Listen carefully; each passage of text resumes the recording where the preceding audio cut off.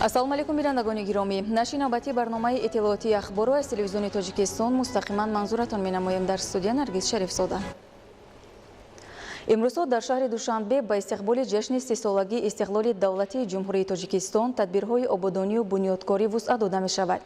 имрӯз бо иштироки асосгузори Сулҳу ваҳдати миллӣ, пешвои миллат, президенти ҷумҳурии Тоҷикистон муҳтарам Эмомалӣ Раҳмон ва раиси Маҷлиси миллӣ Маҷлиси олии ҷумҳурии Тоҷикистон, раиси шаҳри Душанбе муҳтарам Рустами Эмомалӣ дар пойтахти мамлакат бинои нави хонаи ақди никоҳ бо номи Қасри Бахт ба истифода дода шуд.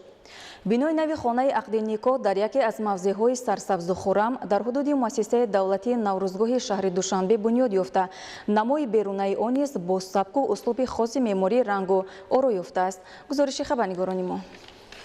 15 май асосгузори Сулҳу ваҳдати миллӣ, пешвои миллат, президенти ҷумҳурии Тоҷикистон муҳтарам Эмомалӣ Раҳмон ва раиси Маҷлиси миллӣ Маҷлиси олии ҷумҳурии Тоҷикистон, раиси шаҳри Душанбе муҳтарам Рустами Эмомалӣ дар пойтахти мамлакат бинои нави хонаи ақди никоҳро ки Қасри Бахт номгузорӣ гардааст, мавриди баҳрабардорӣ қарор доданд. роҳбари давлат муҳтарам Эмомалӣ Раҳмон аз иншооти нав дидан намуда бо кормандони Қасри Бахт суҳбати самимӣ анҷом доданд. иттилоъ дода шуд ки сохтмони бинои мазкур соли 2019 оғоз гардида, он бо сифати баланд ва бо назардошти талаботи муосири корӣ мавриди баҳрабардорӣ қарор дода шуд. дар бино барои гузарондани маросими ба расмиёт даровардани ақди никоҳи навхонадорон шароити зарури фароҳам гардида, бо ба истифода додани иншоот мушкилоти чандсолаи кормандони хонаи ақди никоҳи шаҳри Душанбе дар самти надоштани ҷои мувофиқу муносиби корӣ ба пуррагӣ ҳал гардид. оила дар фарҳанги мардуми кӯҳанбунёди тоҷик ҳамчун ниҳоди муқаддас эътироф гардидааст, зеро беҳтарин арзишҳои инсонӣ аз қабили муҳаббату садоқат, самимияту вафодорӣ ва ҳамдигарфаҳмию таҳаммулгароӣ маҳз дар оила ташаккул меёбад. бахшида ба рӯзи байналмилалии оила ва истиқболи ҷашни 30-солагии истиқлолияти давлатии ҷумҳурии Тоҷикистон, имрӯз дар як гӯшаи зебои пойтахти ватани азизамон шаҳри Душанбе бо дастгирии бевоситаи пешвои муаззами миллат муҳтарам Эмомалӣ Раҳмон ва раиси шаҳри Душанбе муҳтарам Рустами Эмомалӣ бинои замонавӣ барои ба қайдгирии давлатии ақди никоҳи ҷавонон Қасри Бахт бунёд гардида мавриди истифода қарор гирифт. мо кормандони хонаи ақди никоҳи шаҳри Душанбе сипоси бепоёни худро ба пешвои муаззами миллат муҳтарам Эмомалӣ Раҳмон ва раиси шаҳри Душанбе муҳтарам Рустами Эмомалӣ баён менамоем ва ваъда медиҳем ки дар ташкили оилаҳои солим саҳми арзандаи сазовори худро гузорем. Қасри Бахт аз 3 ошёна иборат буда, қабати аввали он аз роҳраҳои барҳавову замонавӣ ки бо роҳаткурсиву дигар таҷҳизоти заруре таъмин гардааст муҷаҳҳаз мебошад. дар ин ҷо толори ақди никоҳи миллӣ ва толори ақди никоҳи аврупоӣ бунёд гардида, мувофиқ ба завқу хоҳиш навхонадорон метавонанд никоҳи худро дар онҳо ба расмиёт дароранд.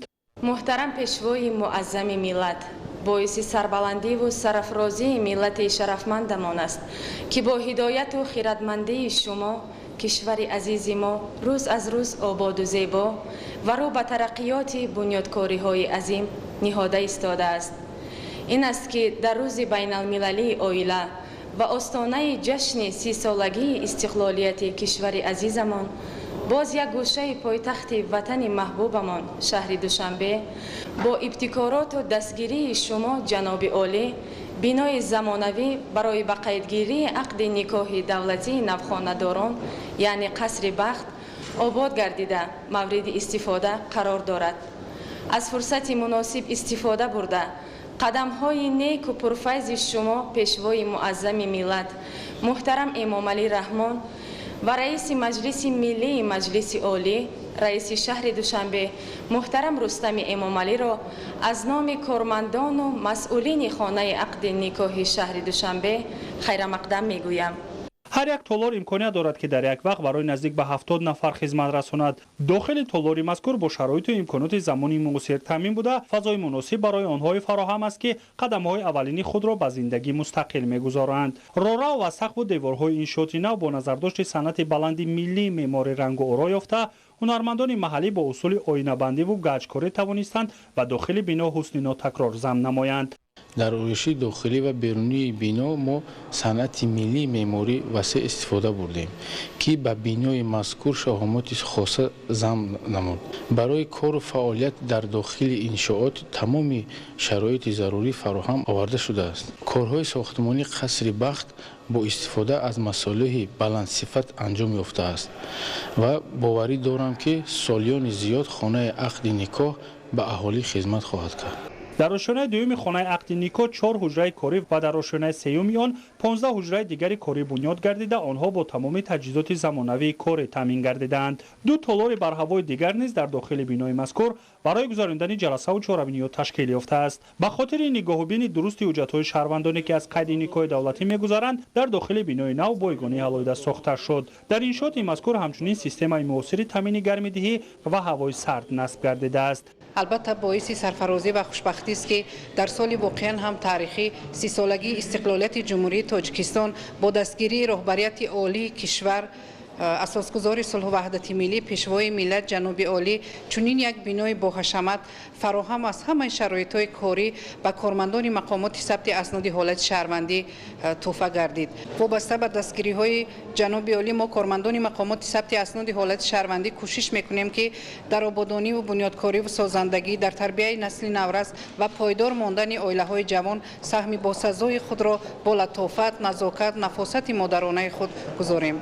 در حقیقت برای تمام کارمندان خانه عقد نیکوی شهر دوشنبه امروز روز تاریخی و خاطرماند گشت، زیرا با اشتراک به واسطه اساسگزار صلح و وحدت ملی پیشوای ملت پرزیدنت جمهوری تاجیکستان محترم امام علی رحمان و رئیس شهر دوشنبه محترم رستم امام علی بینای نوی خوش‌طرح و زمانوی قصر بخت با تنتنه بی‌نظیر به استفاده داده شد.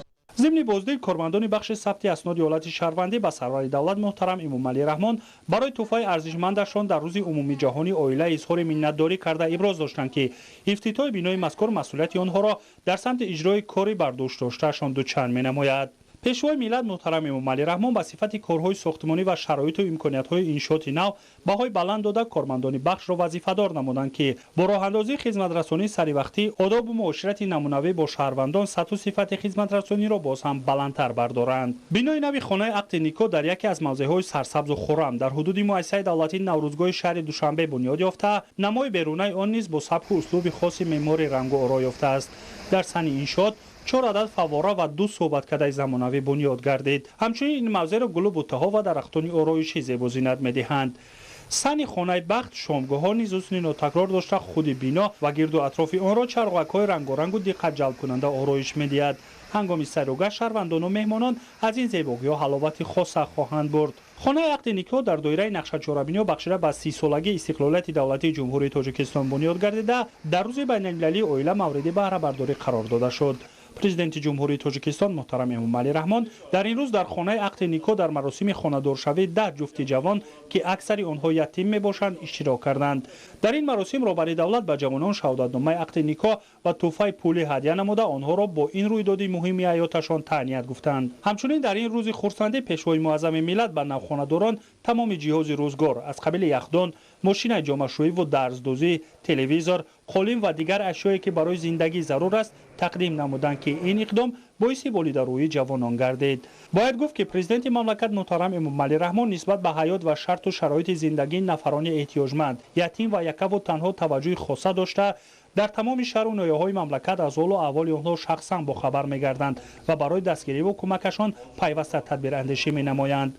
محترم پیشوای ملت جناب عالی، ما نسل جوان دوران صاحب استقلالی وطن برای دستگیری و توجه همیشگی شما اظهار سپاس نموده خود را خوشبخت‌ترین فرد جامعه امروزه می حسابیم، زیرا با شرافت غمخوری‌های پدرانه شما با تکیه به سنت‌های نیک گذشتگان امروز به حیات مستقلانه قدم گذاشته ایستاده ایم. محترم پیشوای ملت، محض با شرافت و پیشنهاد شما سال 2015 سال عائله اعلان گردیده مسئله های معرفت عائله داری баланд бардоштани масъулияти падару модар дар таълиму тарбияи фарзандон, ба ҳаёти мустақилона омода кардани насли ҷавон ва пойдории оила дар меҳвари фаъолияти тамоми мақомоти давлатӣ, муассисаҳои таълимӣ ва кулли аъзои ҷомеа қарор дода шуд. мо низ дар навбати худ ҳамчун ҷавонони хушбахти замони соҳиби истиқлол аз дастгириҳои доимии шумо рӯҳу илҳоми тоза гирифта қавл медиҳем ки яке аз оилаҳои намунавӣ ва соҳиб эҳтироми ин замон гардида фарзандони ватандӯсту худшиносро тарбия менамоем. ضمن صحبت صمیمی با نوخانه‌داران پیشوای ملت تاکید داشتند که حکومت جمهوری تاجیکستان نسبت به اویله و اویله‌داری خصوصا استواری اویله‌های جوان همیشه توجه ظاهر نموده در این دایره تا امروز تدبیرهای مشخص را نیز عملی نموده است. سعی و تلاش کرده می شود که سطح جداشوی اویله‌ها کاهش یافته سبب‌های آن برطرف کرده شود. نوخانه‌داران در نوبت خود برابر دولت برای غمخوری پدرانه‌شان نسبت به نفران یتیم و تنها اظهار منتداری نموده وعده دادند که کوشش می‌نمایند با برپا کردن زندگی نمونوی در پایداری و سالمی اویله‌ها سهمگذار باشند. бо назардошти он ки ҳукумати ҷумҳурии тоҷикистон дар самти рушди соҳаи сайёҳӣ тадбирҳои заруриро амалӣ месозад, бунёди меҳмонхонаҳои муосир ва такмили инфраструктураи хизматрасонӣ ба сайёҳон манфиатнок хоҳад буд. дар ҳамин замина имрӯз асосгузори солҳу ваҳдати миллӣ, пешвои миллат, президенти ҷумҳурии тоҷикистон муҳтарам Эмомалӣ Раҳмон ва раиси маҷлиси миллии маҷлиси олии ҷумҳурии тоҷикистон, раиси шаҳри Душанбе муҳтарам Рустами Эмомалӣ дар ноҳияи Синои пойтахт бинои нави муассисаи давлатии меҳмонхонаи истиқлоли дастгоҳи иҷроияи президенти ҷумҳурии тоҷикистонро мавриди баҳрабардорӣ қарор доданд. бо мавриди истифода қарор гирифтани иншооти замонавии инфраструктураи сайёҳӣ дар пойтахт боз ҳам мукаммал шуда, ҷиҳати хизматрасонии сатҳи баланд ба меҳмонону сайёҳони дохилию хориҷӣ шароити арзанда фароҳам оварда шуд. гузориши Муҳиддини Муҳаммад Довуд ва Хол Муҳаммади Давлат. 15 майи соли 2021 асосгузори сулҳу ваҳдати миллӣ, пешвои миллат, президенти ҷумҳурии тоҷикистон муҳтарам Эмомалӣ Раҳмон ва раиси маҷлиси миллии маҷлиси олии ҷумҳурии тоҷикистон, раиси шаҳри Душанбе муҳтарам Рустами Эмомалӣ дар ноҳияи Синои пойтахт бинои нави муассисаи давлатии меҳмонхонаи истиқлоли дастгоҳи иҷроияи президенти ҷумҳурии тоҷикистонро мавриди баҳрабардорӣ қарор доданд. зиндагӣ ширин шавад то чун асал, ҳаст меҳмондӯст тоҷик аз азал. ҳуҷрае бо номи меҳмон созаду сарзикори хари худ афрозаду. бо ҳамин мақсад зи эҳсони шумо мешавад бунёд меҳмонхонаҳо. зинда бод иқдоми некат пешво, пайрават ҳастем дар ин роҳ мо. дар саҳни иншооти зебову замонавӣ бо бардоштани парда аз рӯи лавҳаи рамзӣ ба фаъолияти он оғоз бахшида шуд. бинои нави меҳмонхонаи истиқлол аз таҳхона ва 6 ошёна иборат буда 60 ҳуҷра, аз ҷумла 4 ҳуҷраи люкс дорад. асосгузори сулҳу ваҳдати миллӣ, пешвои муаззами миллат, президенти ҷумҳурии тоҷикистон муҳтарам Эмомалӣ Раҳмон, хуш омадед ба меҳмонхонаи истиқлол.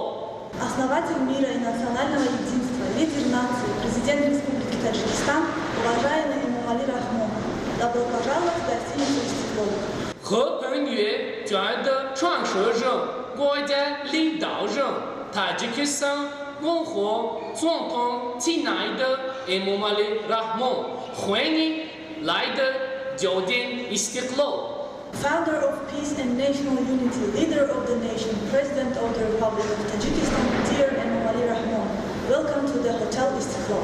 зимни шиносоӣ ба пешвои миллат муҳтарам Эмомалӣ Раҳмон иттилоъ дода шуд ки бинои нави меҳмонхона дар асоси нақшаи генералии шаҳри Душанбе ба истиқболи сазовори ҷашни муқаддаси миллӣ, 30-солагии истиқлоли давлатии ҷумҳурии Тоҷикистон ва дар доираи солҳои рушди деҳот, сайёҳӣ ва ҳунарҳои мардумӣ аз ҳисоби маблағҳои даромади муассисаи давлатии меҳмонхонаи истиқлол дар муддати 2 сол бо тарҳи муосир ва мутобиқ ба санъати меъмории миллӣ бунёд шудааст.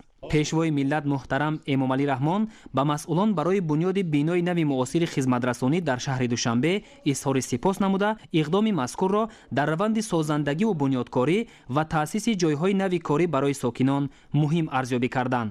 با مورد استفاده قرار گرفتن این انشاءات زمانوی در شهر دوشنبه اگر از یک طرف 15 نفر به کار دائمی و معاش خوب تامین گردیده باشند، از جانب دیگر اینفراستراکچور سیاحی در پایتخت باز هم مکمل شده، جهت خدمترسانی سطح بلند به مهمانان و سیاحان داخلی و خارجی شرایط ارزنده فراهم آورده شد. ساختمان بینای نو مؤسسه دولتی مهمانخانه استقلال دستگاه اجرایی پرزیدنت جمهوری تاجیکستان با دستور اساسگذار صلح و وحدت ملی پیشوای ملت پرزیدنت جمهوری تاجیکستان محترم امامعلی رحمان و قرار رئیس شهر دوشنبه محترم رستم امامعلی از 17 می سال 2018 تحت رقم 346 از طرف جمعیت دارای مسئولیتش محدود نور شمس با بستن شهرنامه با رهبریت مهمانخانه صالح زاده پیر محمد ماه فوریه سال 2019 آغاز شده، ماه مارس سال 2021 پور را به انجام رسید. ما متخصصان جوان مینتداری خود را بعد جناب عالی پیشوای معظم ملت محترم امامعلی رحمان و رئیس شهر دوشنبه محترم رستم امامعلی میرسانیم که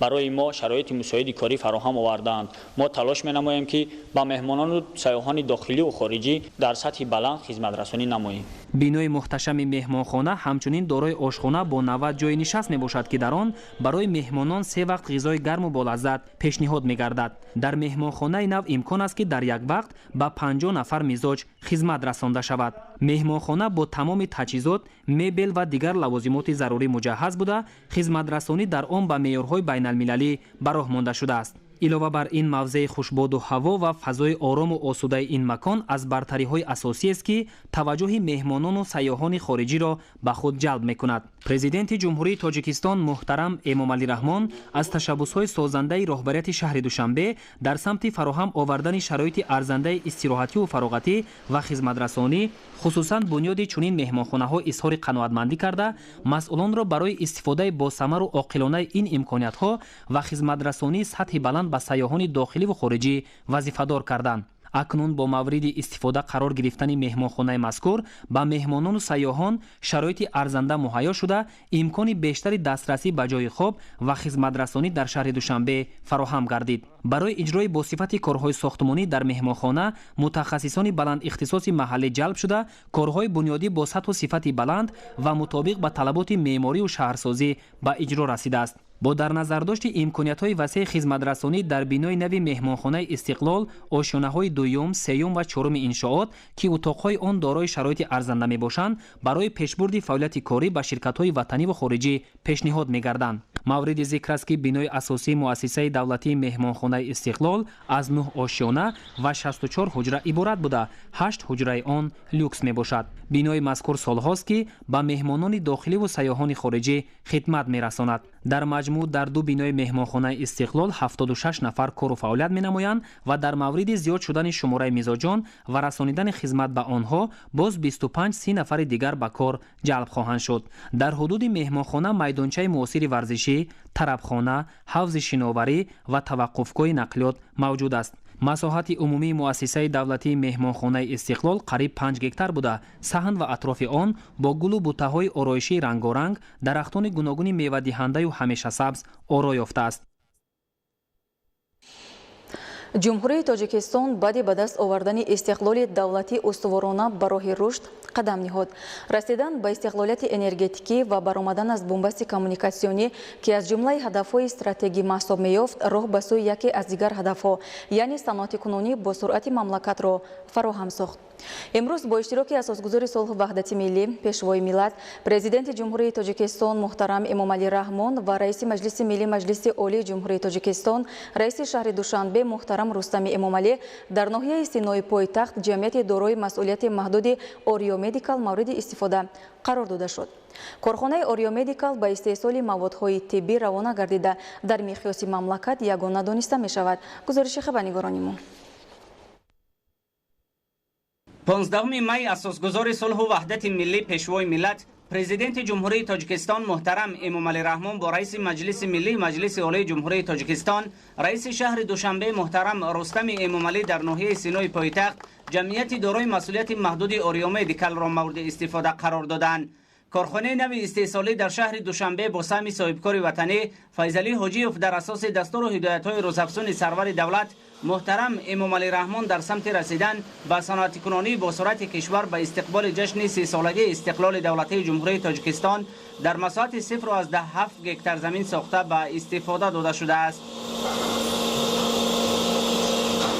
در اساس دستور و هدایت‌های اساسگذار صلح و وحدت ملی پیشوای ملت پرزیدنت کشور ما محترم امام علی رحمان در سمت استفاده پر از امکانیت و اقتدارهای موجوده در راه رسیدن به صنعت کنونی با سرعت کشور ما تصمیم گرفتیم که کارخانه معاصر استحصال موادهای طبی را در شهر دوشنبه ساخته به استفاده دهیم. در کارخانه محصولات استحصال شونده واردات عوض کننده و اینچنین به صادرات نگرانیده شده طبق طلبات و استانداردهای جهانی و اینچنین طبق استاندارد و طلبات‌های مخصوصا GMP استحصال و به صفت بلند استحصال می‌گردند. متخصصان محلی مستقلانه در رفت استحصالات شرکت می‌ورزند که این باعث می‌گردد باز هم سطح بلند استحصالی و صفتناکی محصولات باز هم بلندتر گردد. ما صاحبکاران وطنی در جواب به دستگیری‌ها و غمخواری‌های پیشوای معظم ملت محترم امام علی رحمان کوشش میکنیم که سهم خود را باز هم در رشد و آبادانی کشور عزیزمان و رشد استحصال محصولات وطنی گذاشته باشیم. سمت فعالیت کارخانه اوریو مدیکال با استحصال موادهای طبی از جمله سیستم یک کرته برای گذراندن محلولها، نقاب محافظتی یک کرته، آینه گینکولوژی، سوزن داخلی واردی، سوزندارو با اندازه های گوناگون و محلول آنتیسپتیکی روانه گردیده در مقیاس مملکت یگانه دانسته می شود. دستگاه و تجهیزات و خطای استحصالی کارخانه اوریو مدیکال از کشورهای پیشرفته جهان از جمله جمهوری مردمی چین، ژاپن، پولشا و دیگر دولت‌ها وارد و با جلب متخصصان وطنی وصل و نصب گردیدند. اثنای شناسایی پیشوای ملت محترم امام علی رحمان با روند استحصالات اطلاع داده شد که با مقصد راه اندازی تولید محصولات در اساس معیارهای جهانی کارمندان کارخانه نازکی‌های کار با خطای استحصالی را در جمهوری مردمی چین از خود کردند.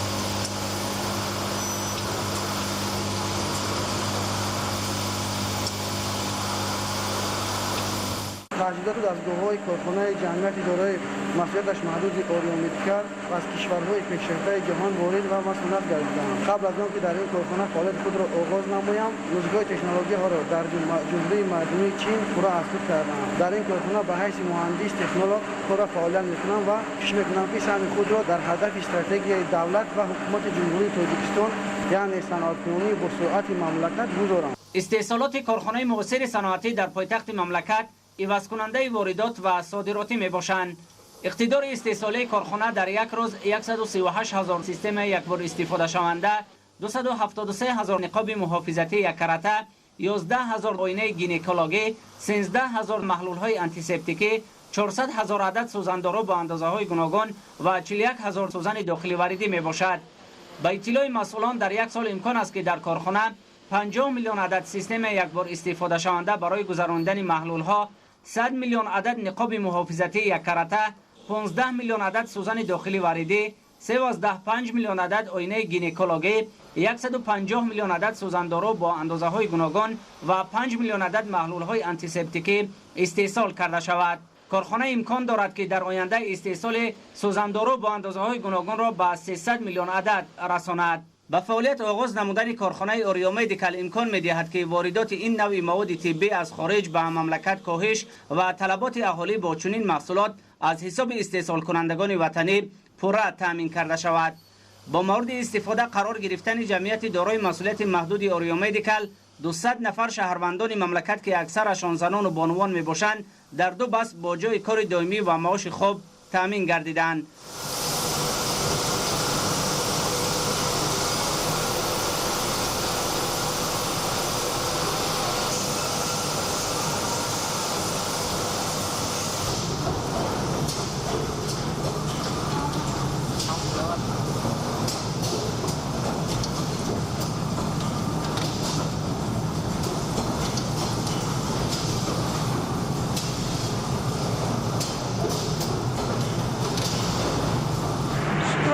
فضای صلح و آرامی و صاحب استقلالی تاجیکستان میکنم که من با شرافت این ارزش ها صاحب جای کار دائمی و معاش خود گردیدم.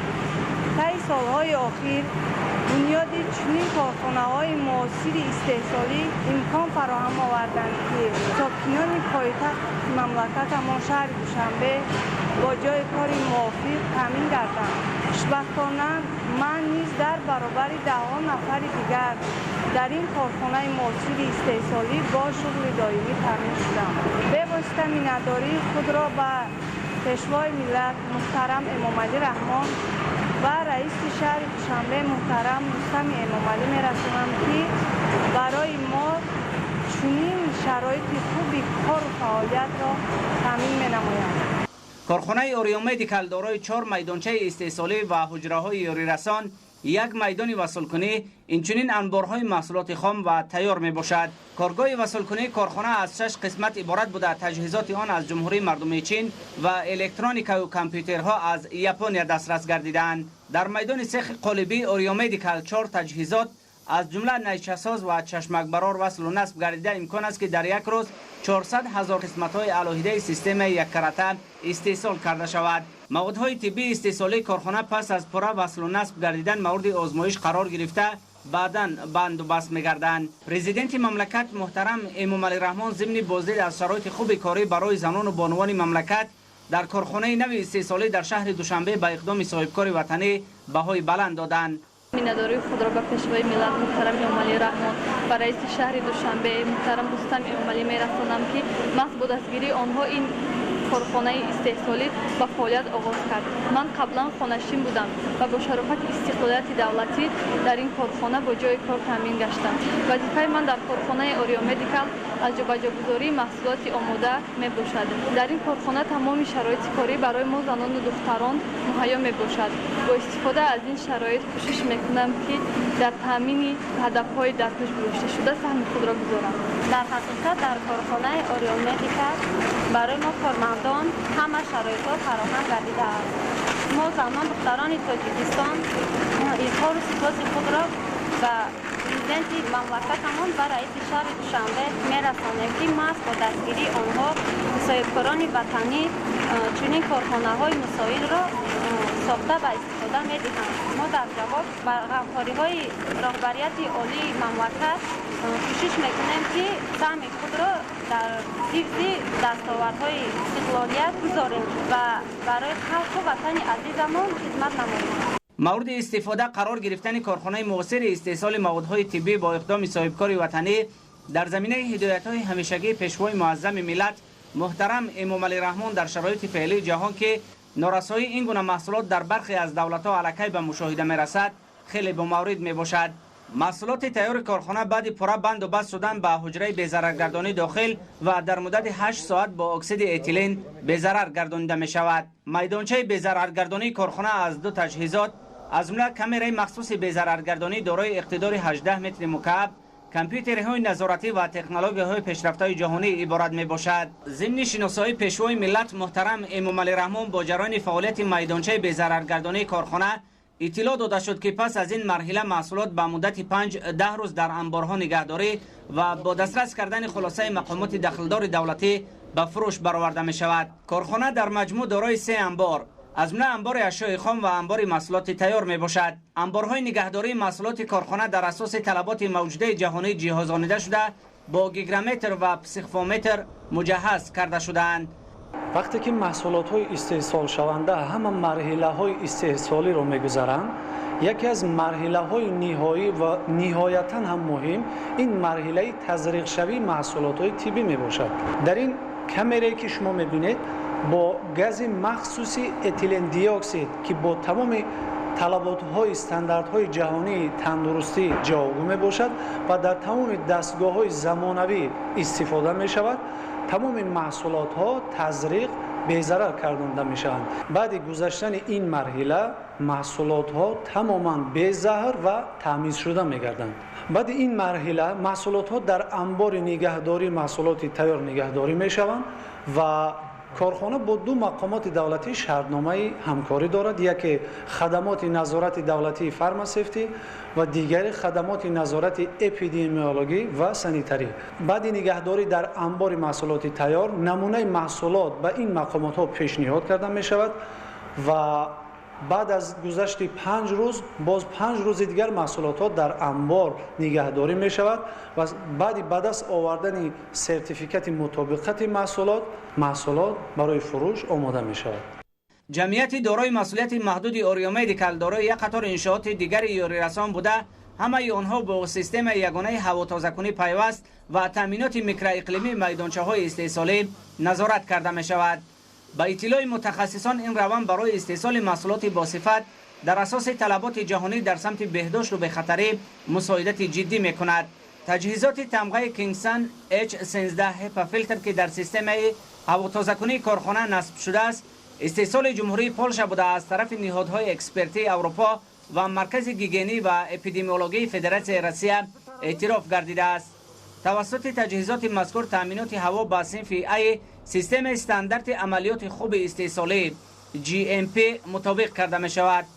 ҳукумати ҷумҳурии Тоҷикистон дар даврони истиқлоли давлатӣ барои рушди соҳаи саноат аз ҷумла саноати тиббию дороворӣ афзалияти хоса дода дар ин самт барои соҳибкорони ватанӣ шароиту имконот ва имтиёзҳоро фароҳам овардааст. корхонаи Oreo Medical сеюмин корхонаи истеҳсолӣ дар миқёси мамлакат мебошад ки бо сайми соҳибкори ватанӣ Файзалӣ Ҳоҷиев дар давоми чанд соли ахир сохта ба истифода дода мешавад. сарвари давлат муҳтарам Эмомалӣ Раҳмон пас аз шиносоии пурра бо раванди истеҳсолот ва шароити муҳайёгардида барои кормандон дар ҷамъияти дорои масъулияти маҳдуди Oreo Medical иқдоми соҳибкори ватаниро дар самти роҳандозии маҳсулоти ивазкунандаи воридот шоёни таҳсин хонда ба масъулон барои дастгирии ин гуна ташаббусҳои созандаву бунёдкорона дар вазъияти кунунии ҷаҳони муосир дастуру супоришҳои мушаххас доданд. кӯмакҳои асосгузори сулҳу ваҳдати миллӣ пешвои миллат президенти ҷумҳурии Тоҷикистон муҳтарам Эмомалӣ Раҳмон барои сокинони аз офати табиӣ зарардидаи ноҳияи Вахш шаби 14 май ба деҳаи иттифоқи ҷамоати деҳоти бисолагии Тоҷикистон дастрас гардид.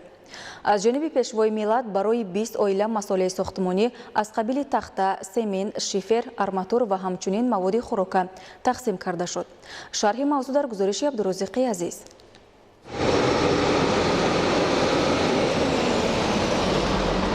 کارمانی کمک‌های سرور دولتی تاجیکستان محترم امامعلی رحمان برای ساکنانی از آفت طبیعی ضرردیده ناحیه وخش شب گذشته وارد ناحیه گردید و این ماشین‌های پربار به دهه اتفاق جماعت دهات 20 سالگی استقلالیت تاجیکستان ناحیه وخش رهسپار شد.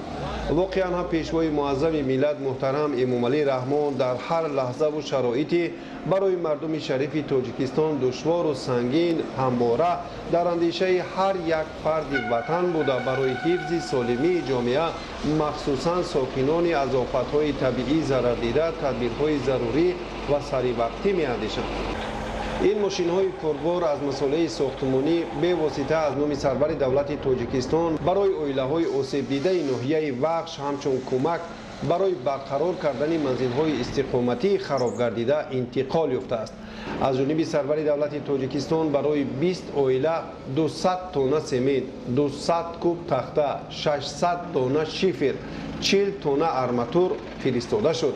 اکنون با استفاده از این کمک و دستگیری‌های سرور دولت تاجیکستان محترم امامعلی رحمان نمایندگان مقامات اجرایی حکومت دولتی ولایت ختلان و ناحیه بخش امکان بیشتر دارند که خانه‌های بر اثر سیل و آبخیزی پور خراب گردیده را در مهلت‌های نزدیکترین بنیاد و برقرار نمایند.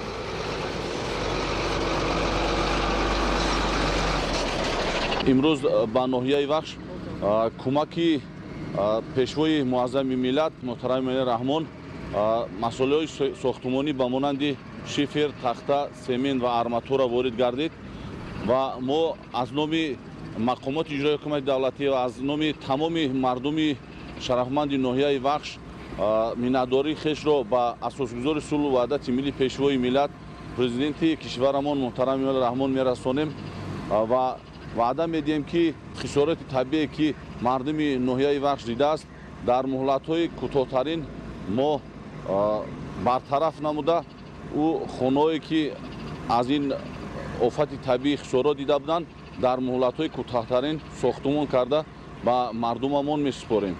ҳамин гуна аз рӯзҳои аввали рух додани ҳодисаи нохуши табиӣ дар 3 деҳоти ноҳияи Вахш кӯмаку дастгириҳои ҳукумати ҷумҳурии Тоҷикистон барои ин сокинон расонида мешавад. Мардуми аз офати табиӣ зарардидаи ноҳияи Вахш барои чунин таваҷҷуҳ ва қадршиносиҳои асосгузори сулҳу ваҳдати миллӣ, пешвои миллат, президенти ҷумҳурии Тоҷикистон муҳтарам Эмомалӣ Раҳмон сидқан аз самими қалб изҳори ташаккуру сипосгузорӣ мекунанд.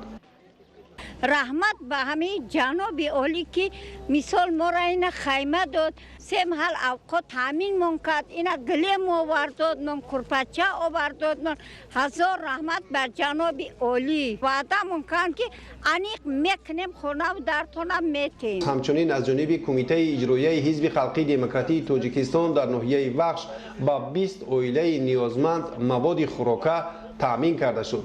کارمندان کمیته اجرایی حزب خلقی دموکراتی تاجیکستان در ناحیه وخش به هر یک اویله مواد آذوقه را همچون کمک یک وقتینه دسترس آنها گردانیدند که در این روزهای مشکل باعث بالیدگی خاطر آنها گردید.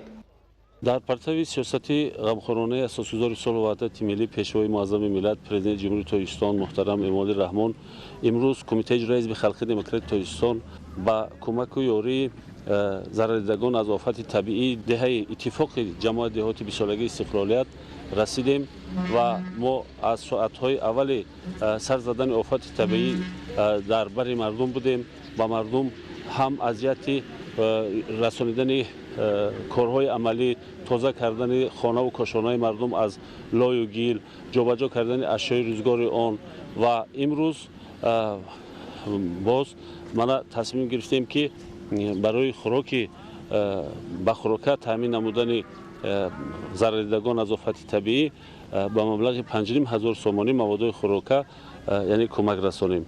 ستاد ولایتی در جای حادثه طبیعی شبانه روزی فعالیت کرده کوشش دارند که با جلب تشکیلات اداره‌های ناحیوی با استفاده از مصالح بیناکاری فرستاده پرزیدنت جمهوری تاجیکستان محترم امامعلی رحمان خانه‌های خراب گردیده را هر چه زودتر برقرار نمایند. در موضع زیست موقتی تمام نهاد دخلدار کار کرده عادی‌ترین شرایط بود و باش غیر همیشگی را انابت می‌کنند. از جمله در اینجا خط برق و آب تازه آشامیدنی کشیده شده، راه‌ها نیز برای رفت و آمد من بعد تخت و هموار کرده می‌شود. هر بگو ستادی دائم عمل کننده با جلسه و گذرانیده میشوند و خلاصه خودشان پیشنهاد مینمایند. خب این زمان اهالی که ضرر دیده است با خوراک گرم تامین میباشند و جای بیخوف کشانده شده‌اند. اکنون طبق دستور حکومت جمهوری تاجیکستان و مقامات اجرایی حکومت دولتی ولایت ختلان هر هفته روزهای شنبه و یکشنبه حشرهای دسته جمعانه تشکیل کرده شده روستاهای آسیب دیده تازه و آزاده گردانیده می شوند تا ساکنان در روزهای گرامی داشت از 30 سالگی استقلالیت دولتی جمهوری تاجیکستان با منزلهای نو و خوشطرح زمانوی تامین گردند. عبدالرزاق عزیز و بدیلای قادر، ناحیه وخش، اخبار. بینندگان گرامی، در همینجا برنامه اطلاعاتی اخبار به انجام میرسد. خیر، سلامت باشید.